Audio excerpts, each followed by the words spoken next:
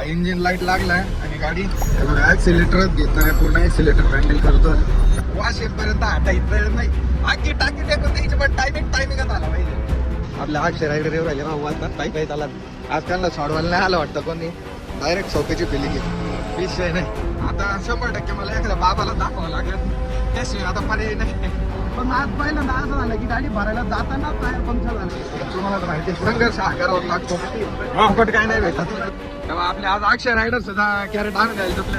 आता कष्टाळू माणूस पाहिजे, खादीचा शर्ट घालून बघा माणूस कॅरेट आणून राहिला बा. हे बाद आणलाय ना का बिझनेस पास नाही तर वायदा खेळ. नुसतं बोलून चालत नाही भाऊ. भाजी लवर भाजी माफी लय डोक्याला ताण राहतो माहितीये का. तो मी तो लय मोठा फॅन झाला बरं का. काटालोक कार्यक्रम असतोय हा. भाजी म्हणजे असंच काम आहे, नुसतं कचका. कारण बघा गाडी खाली झाल्यानंतर हा प्रॉब्लेम आला. गाडी भरल्यावर जर आला असता आपले हाल झाले असते आपले. या स्पीडने घरी जायचं म्हटल्यावर आपल्याला 2 दिवस लागते.